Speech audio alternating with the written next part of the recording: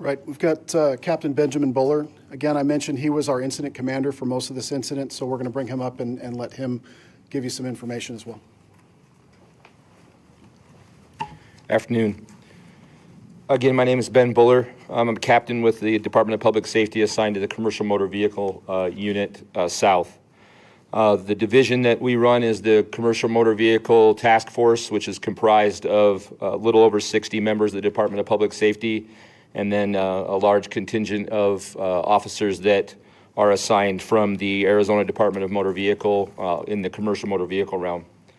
I'm going to walk you through chronologically the basic chain of events that took place the day of and the day following of the 14th, just to kind of give you an overview of what occurred. After receiving the call of the rollover collision, the troopers, along with myself and fire, responded. Once we got on scene, it was established that we had nitric acid that was leaking from the back of the commercial motor vehicle, and that we had a plume that was blowing to the north-northeast.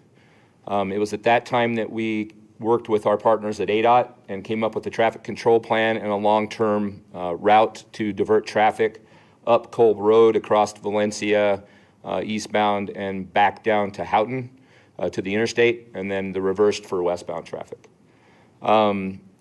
Immediately after beginning that process and contemporaneously with that, we began hard evacuations of the Vail Academy from the Vail School District, which was located to the northwest of the scene, and the Raytheon and U of A partners in the U of A Science Park, which was located northeast of the scene.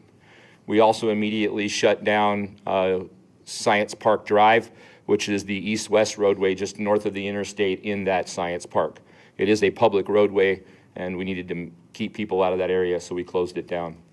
After closing that roadway down and establishing our traffic plan, we ensured that we had hazardous materials response en route. The Department of Public Safety's hazardous materials team, along with the Tucson fire team, responded and began to assess the nature of the hazardous materials response. Working together in unified command with the Tucson Fire Department, the Tucson Police Department, the Pima County Sheriff's Office, and the Department of Transportation, we began to come up with a long-term mitigation plan to mitigate the effects of the closure, the hazardous materials, and the investigation. Throughout the afternoon, we worked to begin mitigation after we finished our evacuation efforts. Only one residence was evacuated, and it was the residence that was immediately south.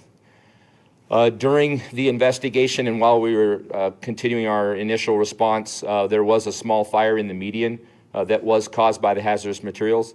That fire then extended underneath the interstate, just south of the interstate, at which time the fire department was able to approach safely and extinguish the flames to keep it from burning any further south. As the day went on, we began mitigation efforts and communication efforts between the chain of command, unified command, and our PIOs, and we started to put information out through our PIO offices to the local emergency management office. As we got closer to the evening, we implemented a plan for overnight operations on scene. We had our hazmat response team on scene by then, and the decision was made that we were going to mitigate by bringing in loads of dirt to cover the hazardous material in the median. Throughout the evening, weather conditions were unfavorable, and those conditions led to an additional plume developing later in the morning, or pardon me, earlier in the morning around the 3 to 4 a.m. mark. Which is what necessitated a expansion of our shelter-in-place order that had been given earlier, had been rescinded, and then was reissued, was the fact that the on-scene conditions changed due to the weather. Our hazardous materials response team was involved with the National Weather Service and with their partners in establishing what the plume was going to do as the interaction with the water that we received from the weather came. The following morning, we pushed out the 3-mile shelter in place after we had additional unfavorable weather conditions, and the plume modeling from our hazardous materials partners told us that we needed to do that. We pushed that message out through our unified command and our PIOs, and then throughout the day we started to mitigate the remainder of the hazardous materials that were there. It was pretty close to 6 o'clock yesterday evening when we were given the all clear by the hazardous materials response team that we could start taking down our closures and terminate both the shelter in place and the evacuation orders. As part of this, the driver of the motor vehicle was found to be deceased in the cab of the vehicle, and I'm prepared to provide you with that name if you're ready to take it. The decedent was identified as Ricky Immel, I-M-M-E-L, who was a 54-year-old male from Nevada.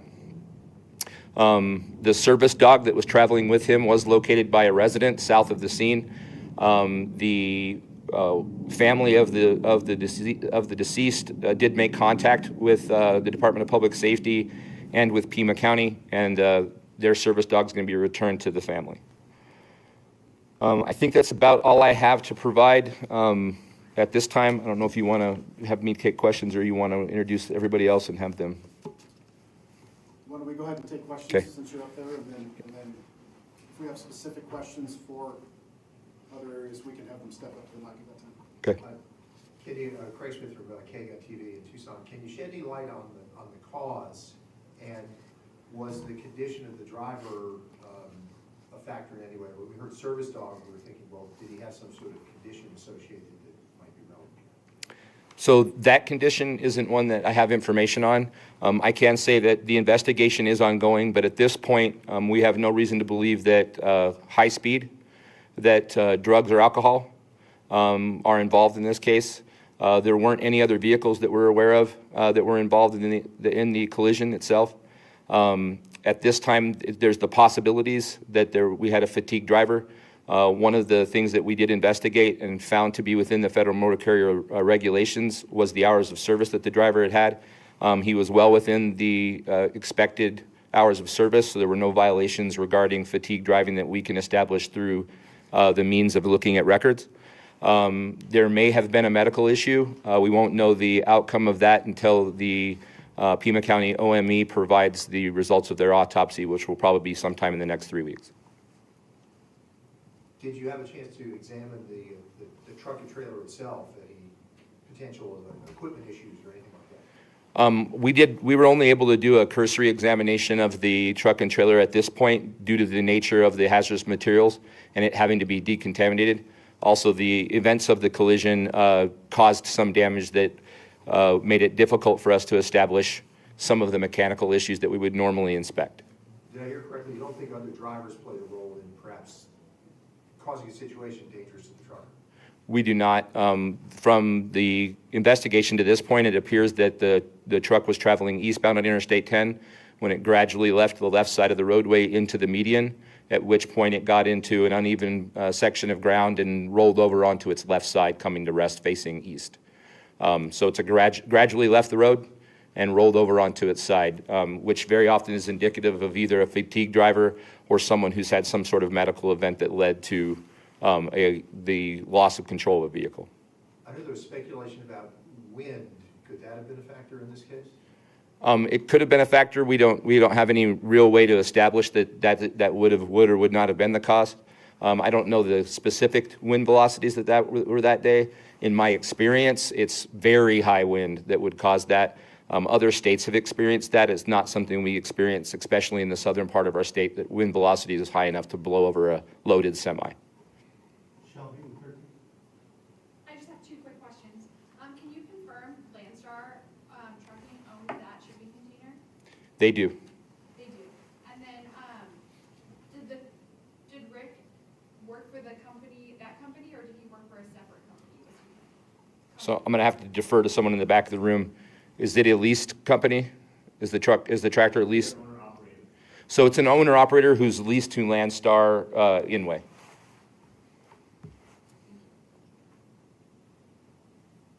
I am Jamie Donnelly from the Arizona Daily Star. Do you know where the truck was going? Let me look at it real quick. I have to pull up the piece of paper that has their destination. It was going to a company in Theodore, Alabama.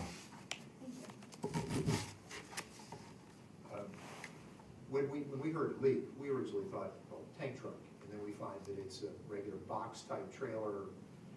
How is this chemical packaged, and is that regarded as a safe way to carry chemicals of that nature? So in reference to safety, the Federal Motor Carrier Safety Administration is the administration within the federal government that sets guidelines regarding the transportation of hazardous materials in the U.S.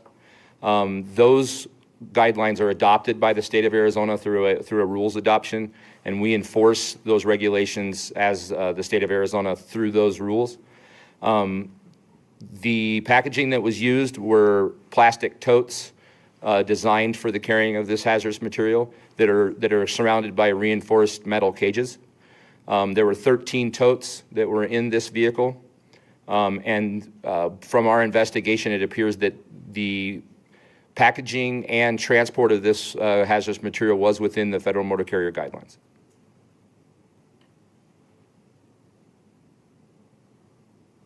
All right, that's it. I'm going to pass it off to the captain.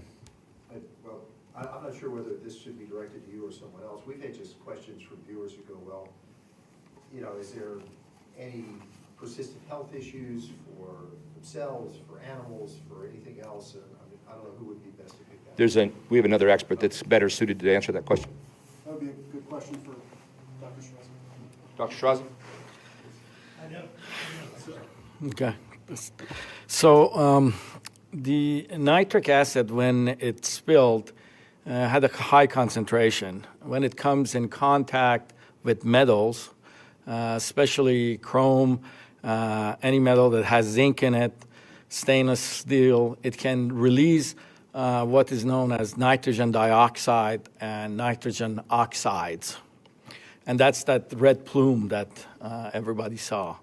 And that actually was what we were able to identify within minutes, that this is nitric acid, till it was confirmed that it is nitric acid coming in contact with metal and producing that.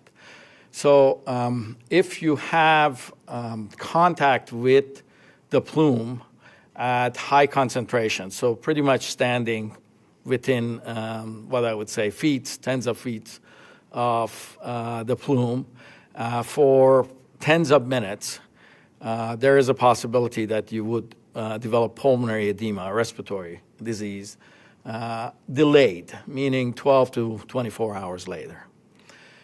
In terms of the spread, whether this can go far, this is a gas that's heavier than air, so it tends to actually land. That night we had both rain and we had also snow that helps precipitate this down. So if you see the color of red, color of yellow on a surface, I wouldn't go tasting it. I wouldn't go rubbing it on my skin. But again, it's unlikely that this would have traveled that far.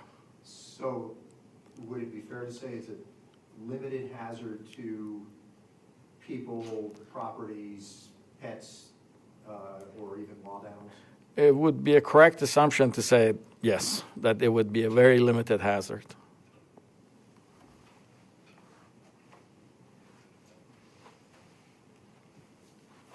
Anyone else?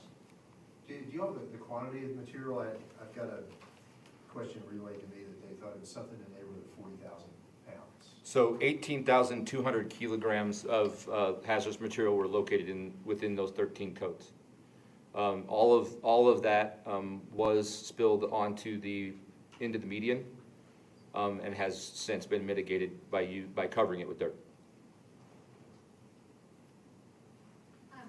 Two questions. What type of environmental measures were taken to protect the ground and air, and are there any future impacts of that, spreading all over that grass and anything out there? I think I'm going to defer to you. Sergeant Hinson with the Department of Public Safety, supervisor of the Hazmat Response Unit. And I apologize, can you repeat that? It sounded like that was a two-part question. It was a two-part. What type of environmental measures were taken, and could there be any future impacts from this nitric acid? Okay, so the environmental impact, for us to mitigate it, primary concern is life safety. So burying it in the dirt was the option there. At that point, when it's in the dirt, no longer fuming, we've taken care of the life safety and it becomes an environmental cleanup at that point. The cleanup contractor and ADOT will go through the process of removing that dirt in their process to further make it safe and the environmental issue of it. And then what was the second part of your question, please? Well, just to confirm, you said the dirt will be removed later? The dirt will be removed later. Okay. My second part of my question was, any future impacts from this acid spill? No, there should not be any future impacts. Do you have information about just the intervals of time that went by from the point where you knew there's a wreck, you closed the interstate, start issuing your shelters in place? What was the timeline? And are you satisfied with the speed at which that was executed? So we received the call around 2:44. I believe we closed the road approximately 4 minutes before the top of the hour. So we had about a 14-minute total response, and between the time we received the call, we had officers on scene and began closing the roadway. It was within the next 10 to 15 minutes we started issuing evacuation orders and moving police officers into the areas to start those evacuations, and communicating through our dispatch to both the Vail School District and the Raytheon and U of A Tech Park to evacuate those areas. I was very happy with our response. We didn't have a whole lot of time that passed regarding any of that. The only timing issues we had really were with the confirmation in the early AM of the expansion and contraction of our shelter in place. Our actual evacuation took place very rapidly on scene and remained in effect the entire duration. So those that were immediately in any kind of danger, we evacuated within minutes, and they remained evacuated during the whole time. So the people at the highest risk, I'm very satisfied with the speed at which that occurred.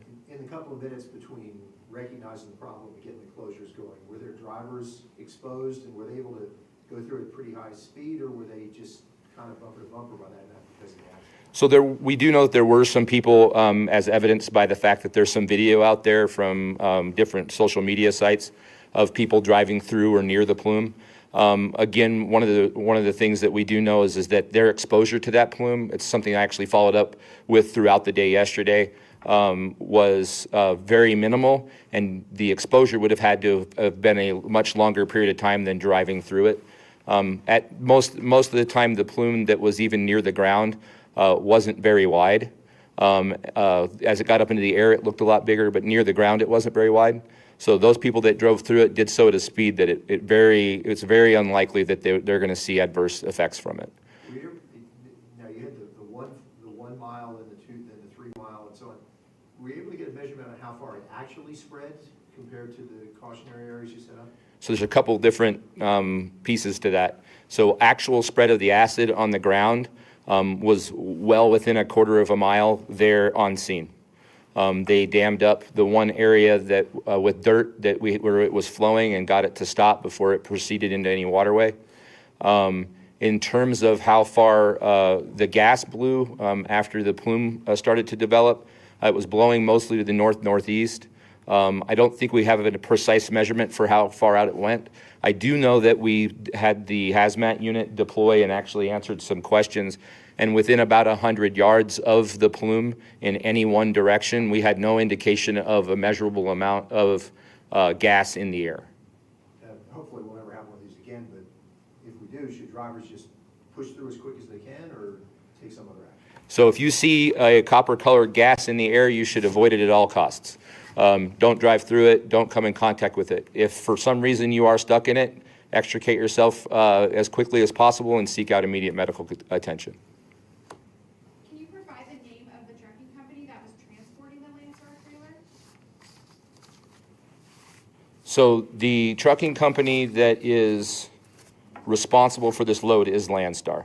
I do not have the name of the company that's leased to Landstar handy. I can get that for you if you need me to. Yeah, it said the captor appeared to say something along the lines of like Richard Ortega Trucking.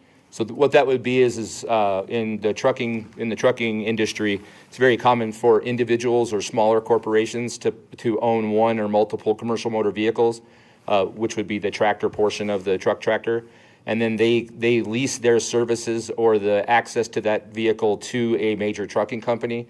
Landstar is one of those companies that is a logistics company that moves commercial goods and commodities.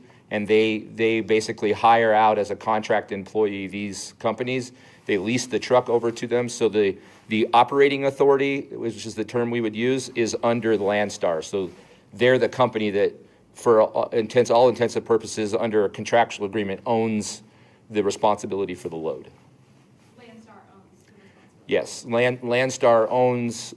They have a contract with this company, and they're basically contract employees of Landstar. So they basically match the truckers with the loads. Yes. And then, so in terms of Federal Motor Carrier Administration, you have to have operating authority, which means that you've applied with the Federal Motor Carrier Administration and been granted the legal authority to transport hazardous materials and commercial materials throughout the United States. For that to happen, they have to apply. They receive their operating authority, which is the DOT number that they're issued. And that operating authority are the ones that are responsible for that particular load. In this case, it's Landstar. There are owner-operators or smaller corporations who operate under their own operating authority as well. So sometimes you'll see a DOT number on the side of a truck that initially had their own operating authority, but they've leased their authority over to Landstar and they work for them. We established he was going to Tennessee, but he was coming from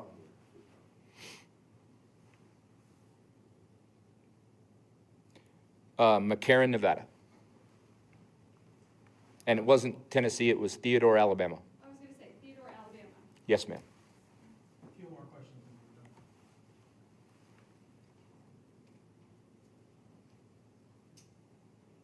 Anything else? Thank you all. Thank you all for this. He'll be available so you have follow up. Thank you.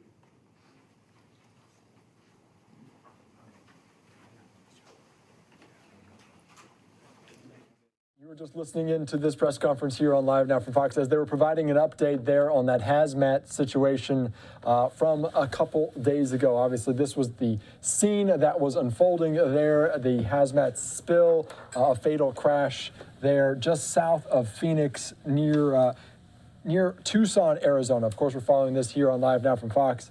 I am Andy Mack. That was the scene from just a little bit ago, from a couple days ago, that we're following here. And we want to continue to cover all the top stories of the day throughout the day. And we want to give you an update right now out of an incident that we followed yesterday out of El Paso, Texas. Of course, this was the scene yesterday as we were following it here on Live Now from Fox, as two people, both male, were taken into custody after a gunfire incident inside a mall. Of course, that's according to the police there in El Paso, Texas. They have not confirmed possible motives. A suspect, though, is in custody. Police believe there may be another suspect still uncaught. Two injured males were brought to the University of Medical Center in El Paso. Critical